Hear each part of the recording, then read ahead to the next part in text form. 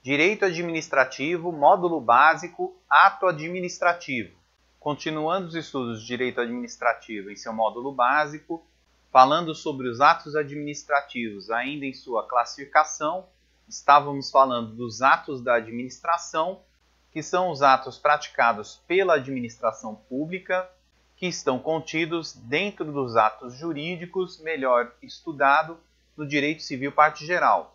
E conforme falado, os atos da administração contêm os atos administrativos, que é todo ato lícito praticado pela administração para adquirir, resguardar, transferir, modificar ou extinguir direitos. E estávamos falando da classificação relacionada ao conteúdo do ato administrativo, falamos a respeito do ato punitivo, que é aquele que estabelece sanções e punições, falamos a respeito do ato normativo, que é aquele que designa normas gerais e abstratas, lembrando que esse ato normativo ele é limitado pela lei, e falamos do ato ordinatório, que é aquele para a organização e ordenação internas da atividade da administração pública.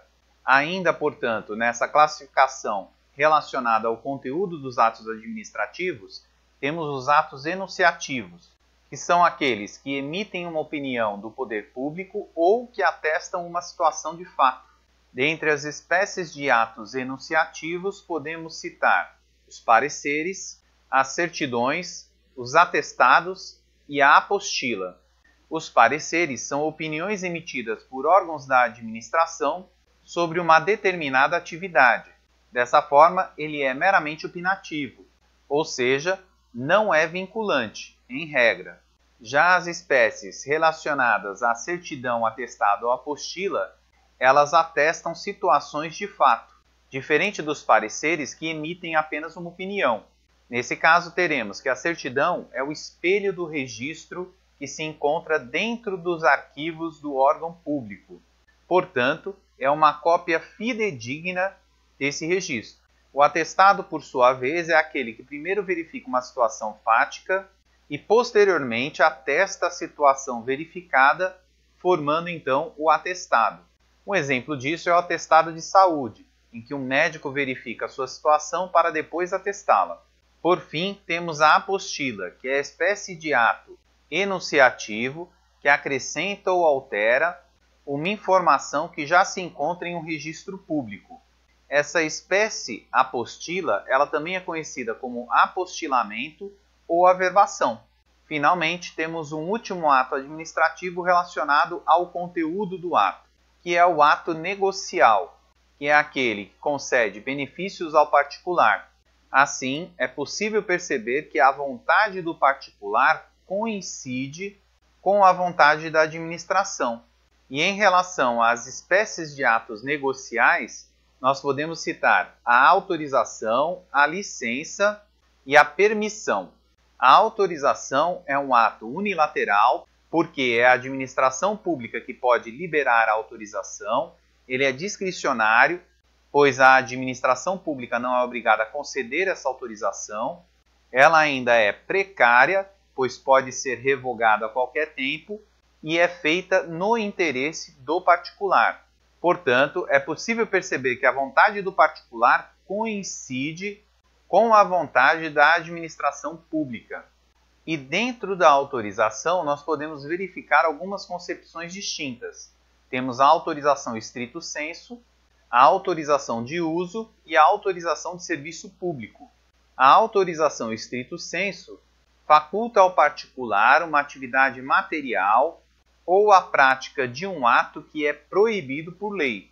Podemos citar como exemplo a autorização para a produção e comércio de material bélico, disposta no artigo 21, inciso 6º, da Constituição Federal, que diz que compete à União autorizar e fiscalizar a produção e o comércio de material bélico. Já em relação à autorização de uso, esta é aquela que faculta ao particular o uso privativo de um bem público.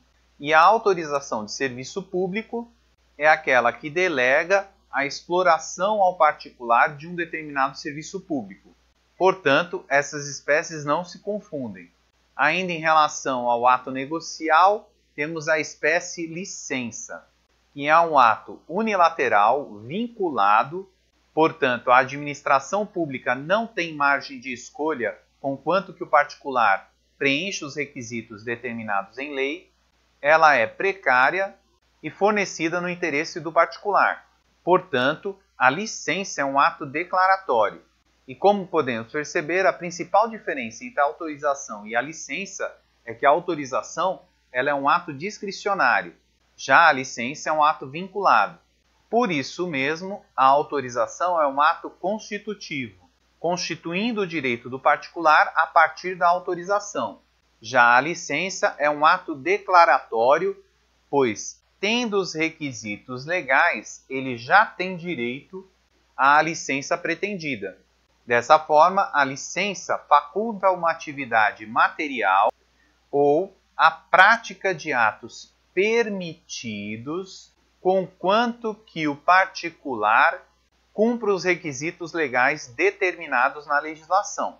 Nesse caso, a administração deverá fornecer a licença.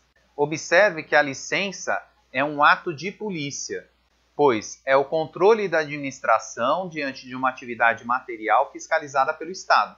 Por fim, ainda nas espécies de atos negociais, temos a permissão, que é um ato unilateral, discricionário, precário e de interesse público. Observe que até aqui nós falamos de interesse particular.